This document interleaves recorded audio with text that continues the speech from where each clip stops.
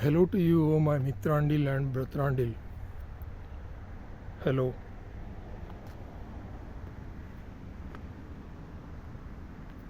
So I just came out of the gym. I did the most difficult part of the whole week, which is leg day. For me, leg day is almost such a strong and devastating effect on my body that I completely it completely changes my mood into something different. So before coming to the gym, I was something else. Now I'm completely something else. So I just feel like a lot of maybe it's just the dopamine or something like that. Um, I don't come here for the dopamine, or I'm not an addict of sports or anything like that. I'm not a dopamine addict, but I just want to maintain my strength as long as I can, because right now I am 44, and once you start getting older, if you don't work out, you're going to start developing, like your body gets rusty, and then your bones start getting maybe porous, like osteoporosis or things like that, and such serious problems. When they happen, then you can't just sit there and cry and regret about it, and then basically your body is like almost useless at the time, and then you just say, okay, my body was not maintained properly, and now I have nothing left for my life. My life is just stuck inside this crappy body, which I can't maintain or I can't improve, and it's slowly moving towards destruction and rust and decay. And I am basically a potato, and the potato is rotting, and I'm just becoming a vegetable. So I don't want to have that kind of feeling. Of course, I'm going to get old. I'm going to die. I'm going to decay. But maybe if I work out every day for the next 10 to 20 years, I can live for 10 more years. So I can probably say, okay, I tried my best, and still I'm getting some disease. Then I'm not to blame for it. It's just how the world is, and sometimes you got to keep trying. So that's the main reason I go to the gym, is to not regret when you get older that you didn't try. Or that's why I don't like to see people complain about their health, and I just feel very bad when people in India usually get diabetes, and they actually brag about their multiple diseases that they have. Like when you go and sit in the park, they might start a conversation saying like, I have I have diabetes, I have arthritis, I have atherosclerosis. Oh, no. Usually in India, when people go and sit when they are old in the park, they start talking about their diabetes or heart problems or triple bypass or double. They know so many medical terms when they are old, because they have spoken to so many people who are old and who are having so many diseases that by the time they're old, even though they don't have a medical degree, they know all the diseases very clearly. Like they know what happens at this point when you have this heart disease, you will have a bypass. For example, they know what's a bypass surgery, what's an angina, what's this, and like, for example, yeah. So it's a pretty disgusting thing in India, because people just think that talking about these things in their wedding functions, or talking about these things to your big joint family, is some kind of news item. It's not a news item.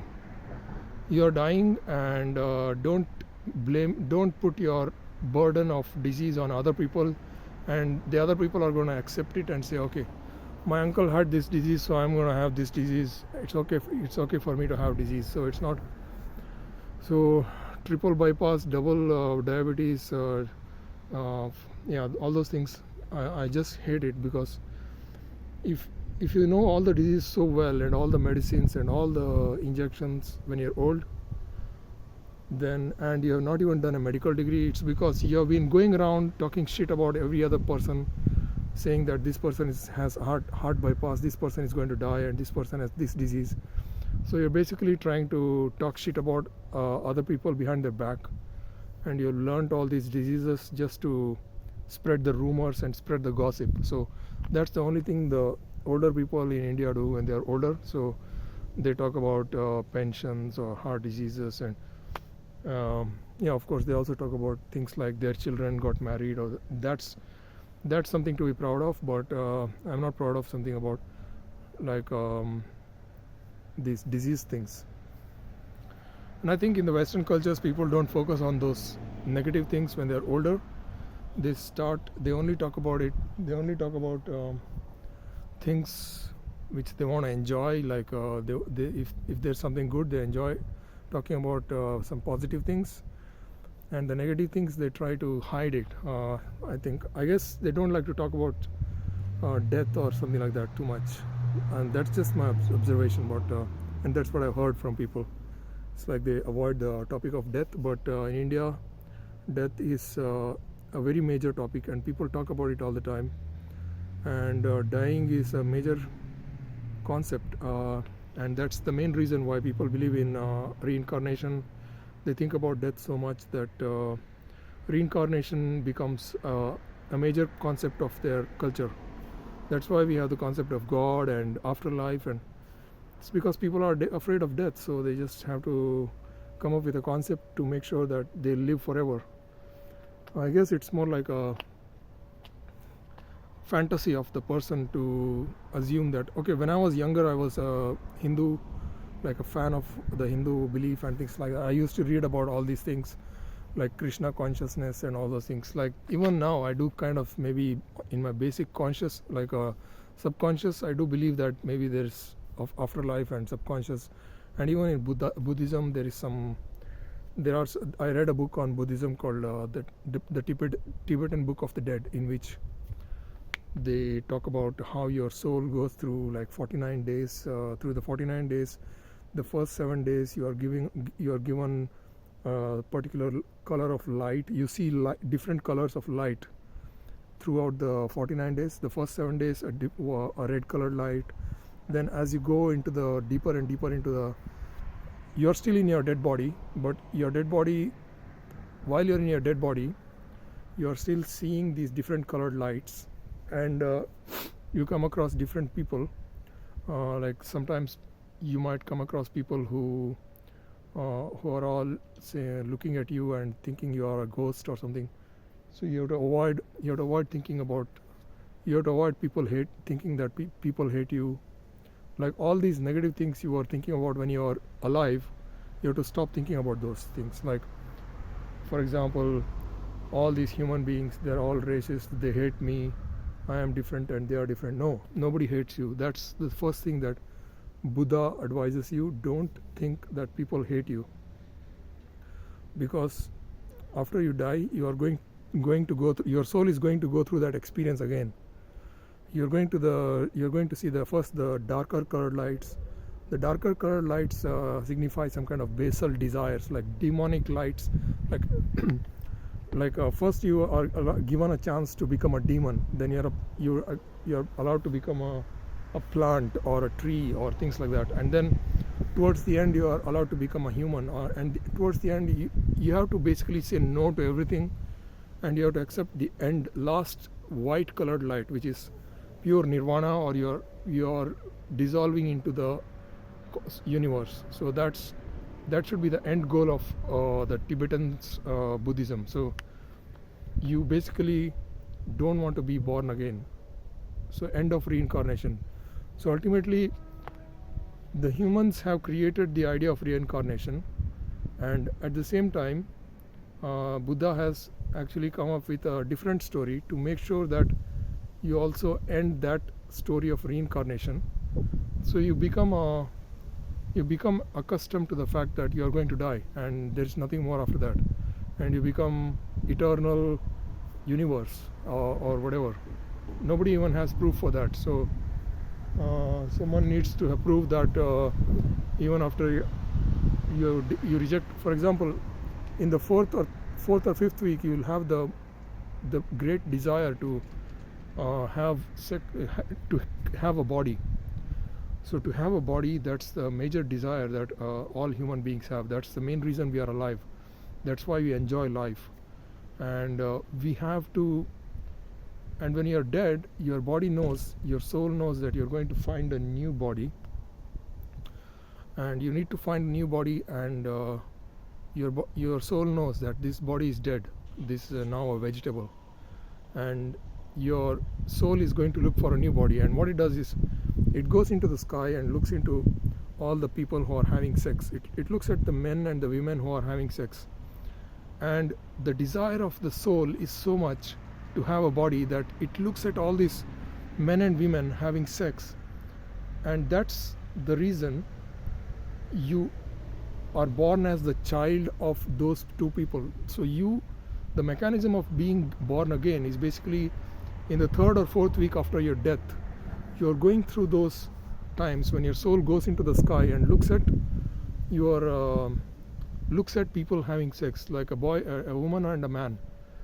And whoever you look at more, like if you are attracted by the woman, you will be born as a man.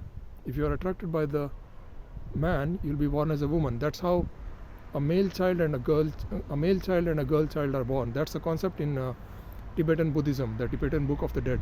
That basically explains why we are born as a man or a woman. So the reason you probably are born as a man is that when you are a soul, you looked at your father and your mother having sex, and you are attracted to the bodies of of course your mother, or if you are a woman, you are attracted to your father. So that's the reason you can see that a lot of couples have a lot of female children. Their father is usually a handsome guy, or if a couple has a lot of male children, you can see that the woman is very beautiful. So, and if they have equal number of, let's say, male and female, you can see that both of them are equally beautiful or equally ugly. So that's the main concept of I was really fascinated by this concept when I read this book, but it's all just a stupid story. I think I still believe it's a stupid story, but somehow it kind of biologically sounds true as well, because when you look at these people, when you die, you obviously are going to go into the sky and look at all these people having sex, and I definitely think that could be happening, because I've had several times in my I had lucid dreaming. Like, for example, I've tried lucid dreaming, where you get out of your body and you can do astral travel. Like in the astral world is like where your lucid dream happens. It's like the real world, but it's not it's kind of a modified version of the world created by your mind, and that's the astral world.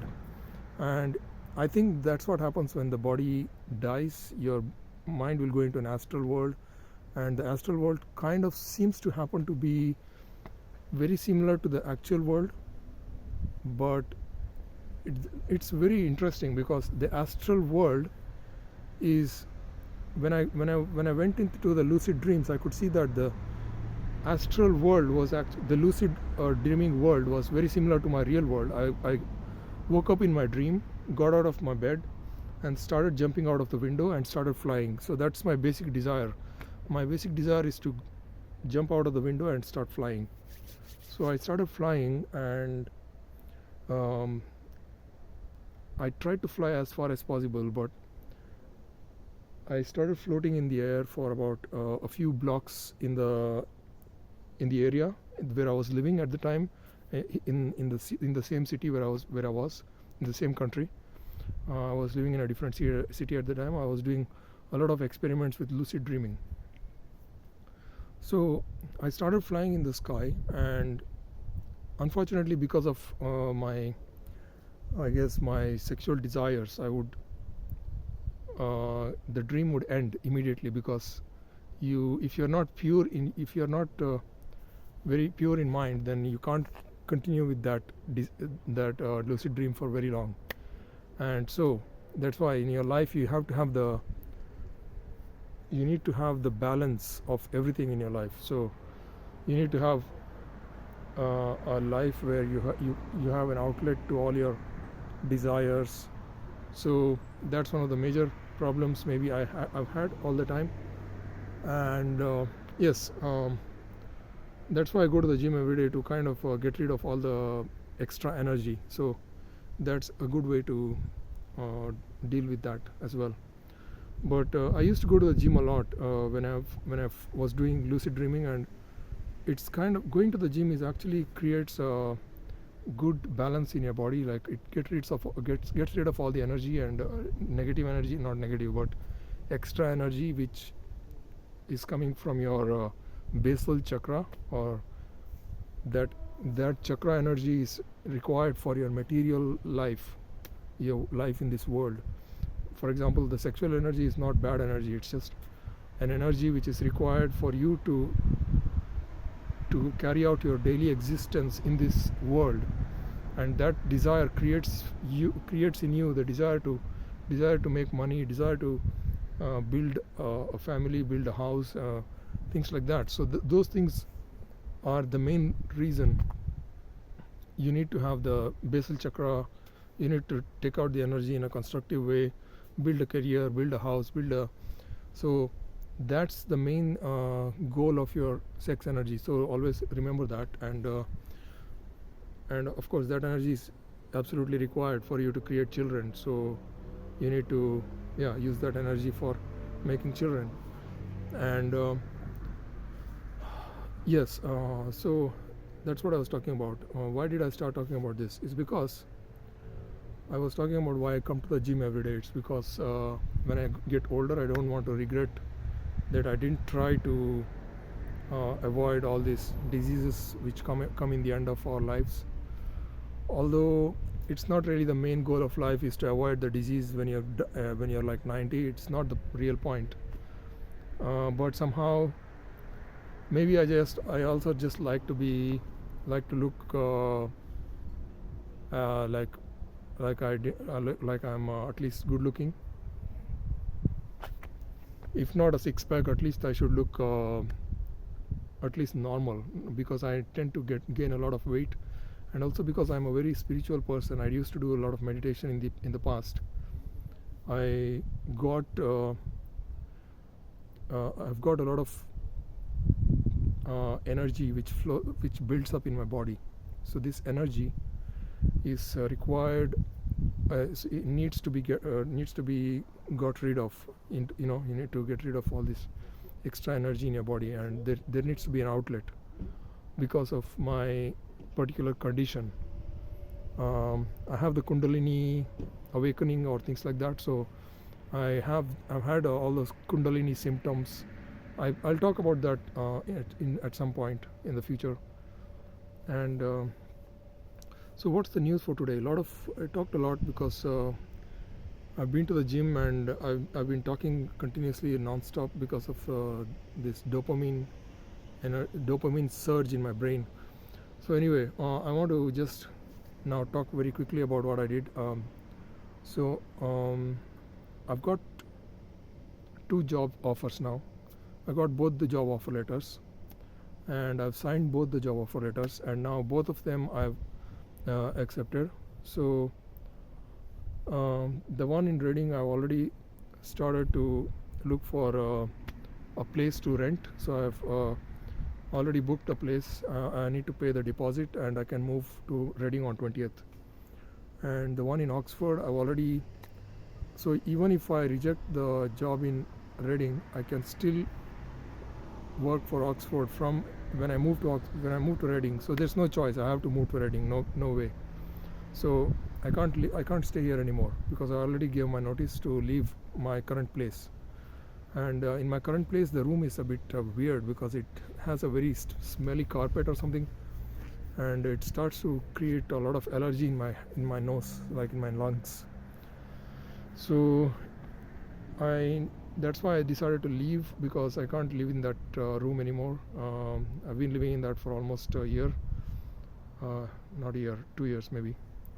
So it's a high time I actually moved out, because so I'll be there. I'll be moving to that new place on the 20th, and the new place is a completely independent studio apartment, which means I have my own one single room in which I have my bathroom and shower, and at the other side of the room there's like a counter with a kitchen, like everything, like a stove and oven and a freezer.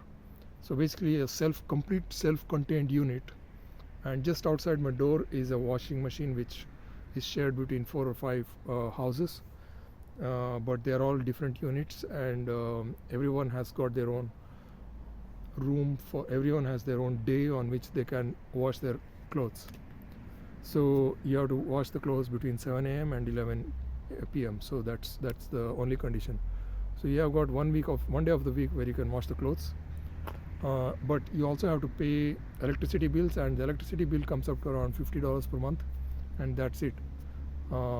It's central heating, and so the heating is completely taken care of by the gas boiler. So gas is free, water is free, and Wi-Fi is free. So I've got everything in that house, and I can go for work 3 days a week. Just about, my work is just seven minutes by bicycle, so it's pretty nearby. So I think 24 minutes by walk, so it's probably like 2 or 3 kilometers.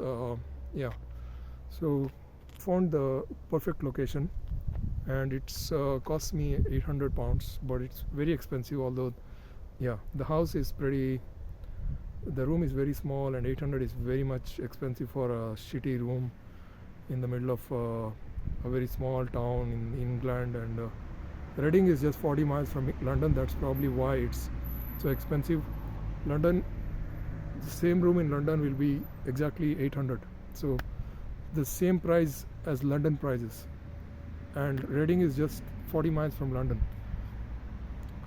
So I have a choice to basically decide at the end of the maybe.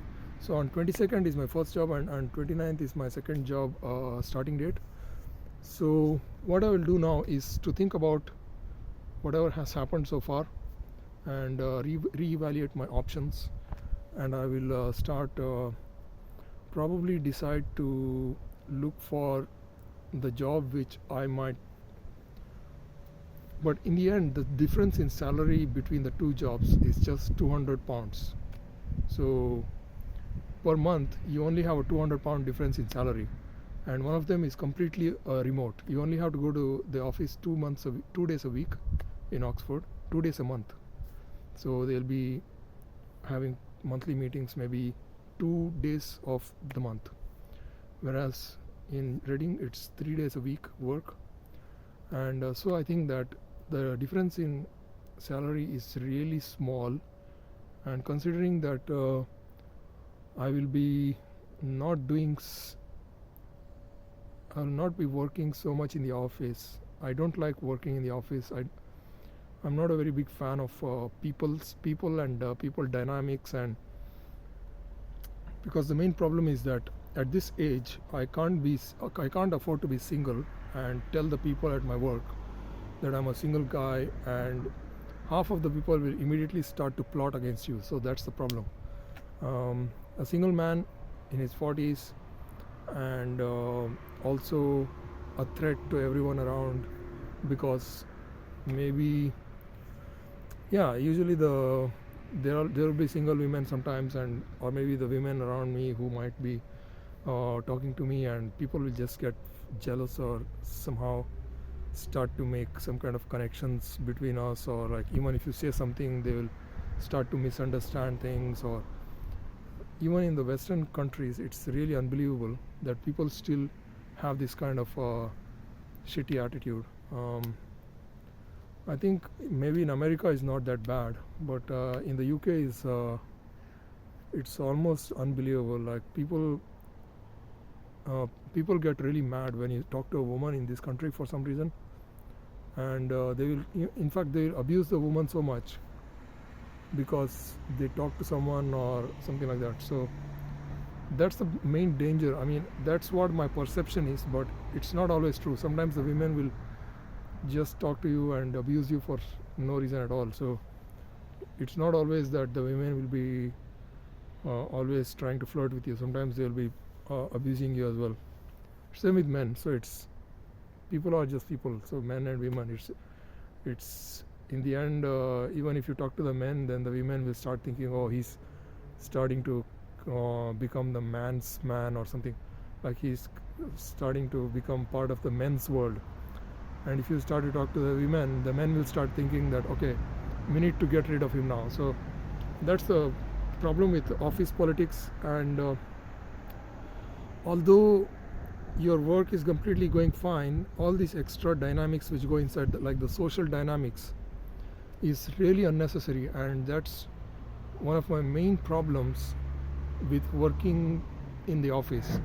In a remote setting, you talk to a person and nobody knows whether you're talking to someone or not, because you're all doing chatting on Slack or some kind of a chatting platform.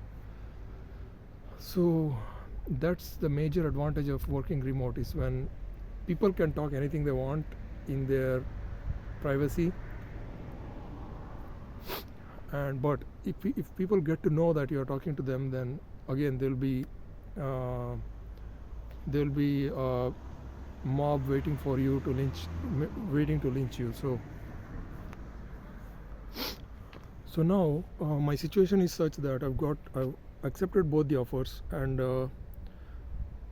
given that I've signed both the offers, it's a legally binding agreement. But at the end of the day, what I believe is that before the work starts, you have all the right to say no to anyone you want.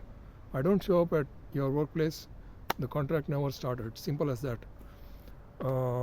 So basically, if you don't show up, then you never started the contract. So simple as that. So, but my idea is to basically weigh my two options very clearly for the next few days, and maybe in the next few days.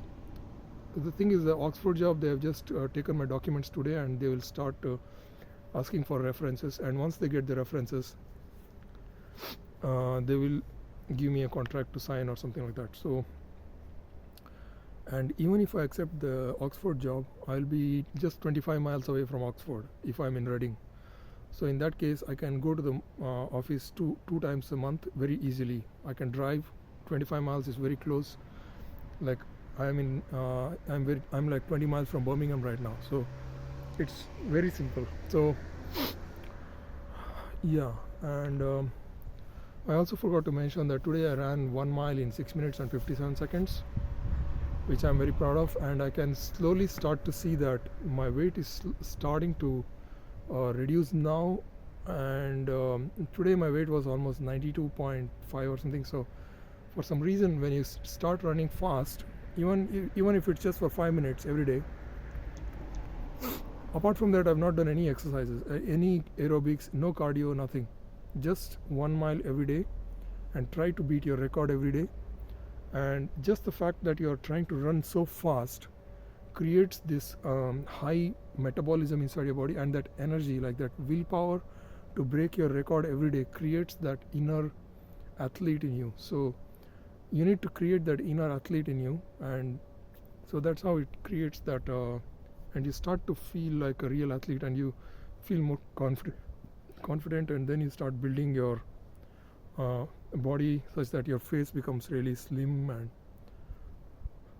the rest of your body still maintains its muscular muscles. So you're not exactly losing all your muscles. So it's already past 10 o'clock now. It's too late, and I think I have to go back home now. And day after tomorrow, I have to show my room to someone, and I have to clean my room tomorrow. So that's what I'll be doing.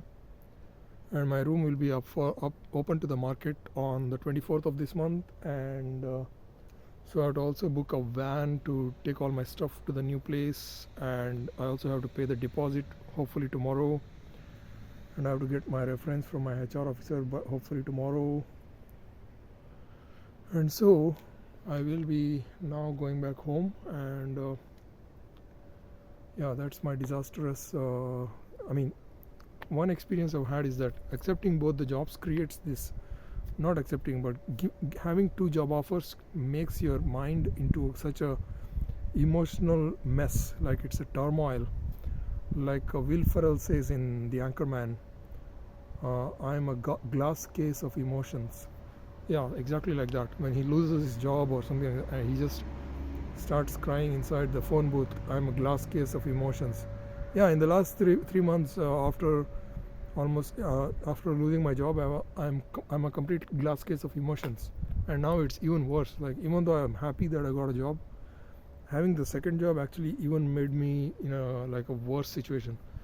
So it's a very terrible state, and although you have all the power to choose whichever you want, now you have to play the game of chess, like a checkmate. You have to do the checkmate. You have to do the play the right pawns at the right time and not say no to anyone, and you have to be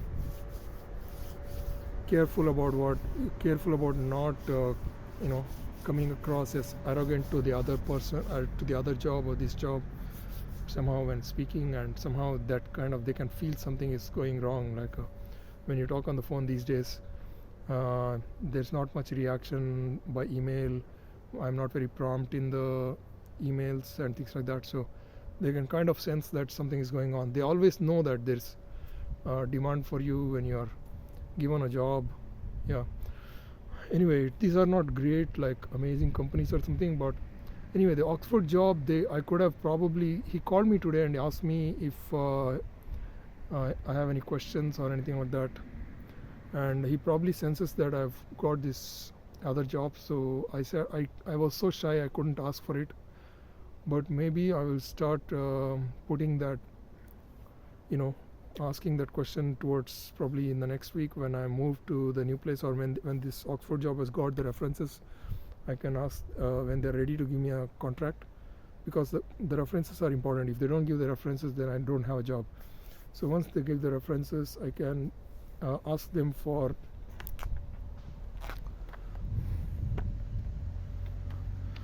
once they give the references, I can ask them for to reconsider the offer, to give me maybe a higher salary than what this job is giving, the job in Reading. So to improve, to maybe do a counter offer or something. I don't know if it's possible after the offer letter has been created or the contract has been signed, but it doesn't take a long time to just create another offer and another offer letter and create another contract. So I'm considering that plan in the next 1 week, when I've got both the jobs confirmed 100%, when I've got my new room confirmed, because moving to Reading was also a major problem right now, and because I have to show that I live in this place, so I have to tell Oxford people that this is my current address. So I just was able to create that. I could give them all the documents to show that I live in this current place now. So they will be finishing their referencing fine, and I can move to Reading now, and they will not need my current address to be the same anymore. And they might be suspicious why I'll be moving to Reading so all of a sudden when I got the job. So even if I go to Reading, I can still accept the job from Oxford, or I can still accept the job from Reading. So although there's no place for emotions in this place, it's just business. You have to keep that business mindset.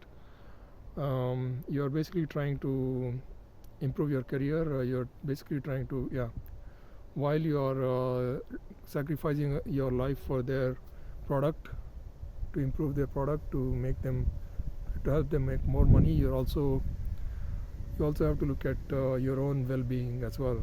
And the salary that I'm getting is not like $1 million a month or something. So although they might be making $1 million a month, so I think their revenue is like 12 million, 15 million a year. The Oxford job, their revenue itself, like the profit itself, is like 10 million or 15 million. And the fact that they didn't really consider improving my salary, maybe I didn't ask. That's the problem. That's one of the major problems I have. I don't ask for a salary raise, which causes such a shitty situation for me in my life. I had to just ask the Oxford guys to raise the salary and tell them that, okay, this one is giving me this much, why don't you give me the same or higher? And then I can consider maybe taking up the Oxford job, or if the Oxford people give me Considering the technology, I think both of them have very good technology, but I came to know from the Reading job that they do a lot of JBoss, which is very old style Java kind of thing server. It's a web server. JBoss an very old web server, and they've got very good technology. They use microservices. They use, I think they also use Kafka and messaging systems, and yeah, so very interesting technology. But Oxford also has amazing cloud platform for everything. Like they use AWS, and then they have Spring Boot, Java, which is what I work on most of the time, and they probably have a lot of, yeah, considering, yeah, the Oxford job has a very kind of cool, very straightforward kind of technology. It's not like, it doesn't probably have a lot of moving parts, mostly all cloud and Spring Boot, and that's it. Like saving the data and keeping the data in a particular data storage, that's it. But the Reading job is more like a lot of moving parts. They have different microservices for every different part of the software. So maybe the sales or the billing is one microservice. There's probably so many different microservices, and that's more interesting. And also they deal with the front end, and they have the animations and all those things. They are very interesting for me. I'm very interested in animation as well. It was also my dream once in a while, but now the 3D animations in games is so amazing that I saw the game website that these people have, the Reading people. The games are pretty, like, it's not really like moving parts. They are all just like jackpot, like the whole screen moves up and down, that's it. It's just static. It's not like they are not moving up in relation to each other. They're all just, it's like a page going down, that's it. Because jackpot is more like the slots, the casino games are just moving down and up, and that's it. They are like wheels. So you press a button and wait for the luck, and that's it. So all the games are like that, and there's no real animation in there. So it's not like rocket science. So pretty, I would say it's a bit boring, but maybe there's a lot of stupid people who enjoy that, losing their money on this shit. So for me, it's interesting, as long as the company makes a lot of money, and there's a good future there's a good future for this, and probably they want more inventive people to create new games and new things and things like that. So that's why I'm interested in both the jobs. The second job is more like a very business kind of job. Yeah, Oxford job is very much like a high class corporate kind of job, because they deal with big companies, and very prestigious job.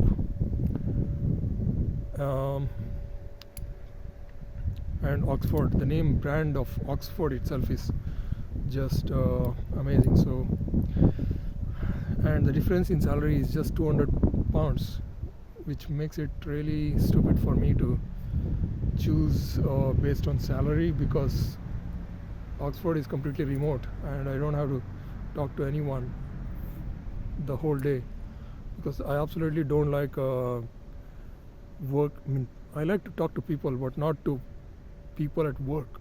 People at work, I hate competition. I hate people talking about themselves or their families and their kids and all these status symbols and bullshit for promoting themselves in their careers, and you end up basically becoming the punching bag of all these people. And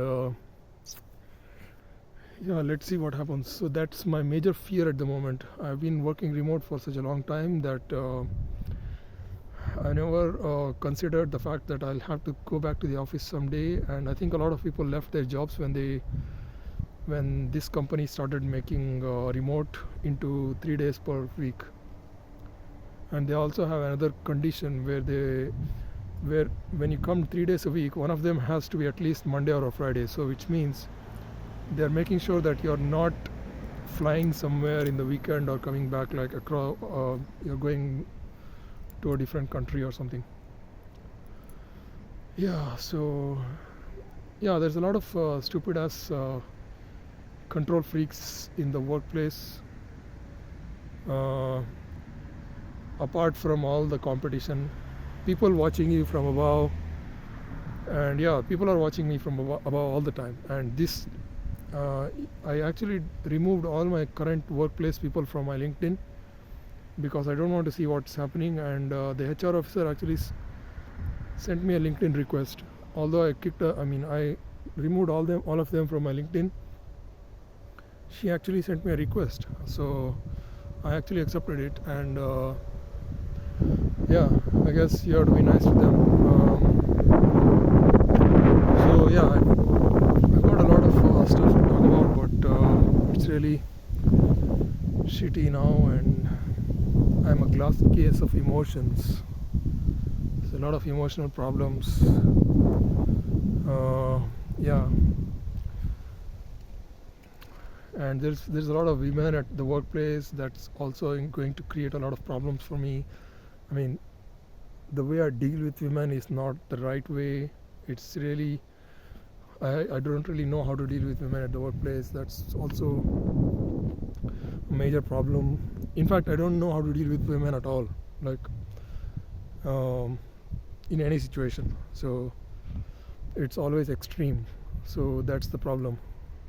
Either it's completely cold in the workplace, or in my personal life it's completely the opposite. So it's just probably I'm an emotional mess.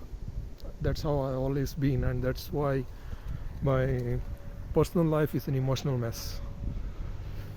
Somehow I need to keep control of my emotions, and maybe now I'm starting to develop more of a control because I'm 44 now and I have nothing really to lose anymore and nothing to gain anymore, because my chances are really very slim at the moment. So yeah, I hope that I will get one woman in the end. And if I don't, then I guess it will be the end of my gene pool, and the end of my reincarnation as well. I'll hope that I will not reincarnate. So even the Buddha didn't have children. So if the Buddha was such a great guy and everybody talks about him and he didn't have any children, then I guess I don't really care if I don't have any children. So what's the big deal? Anyway, I should still try to make the best of what I have now. I will probably try to have children, and let's see how it goes. I'll probably, because as an Indian, not being married and not having children is like a complete disaster, whereas in the West it's not like that. Maybe the Germans actually think I'm living the ideal life, but in India they think I'm a complete loser. So yes, in fact, one of my friends who has an Indian wife, I have a Norwegian friend, he has an Indian wife. She actually called me a loser because I am not married. So yeah, that was interesting.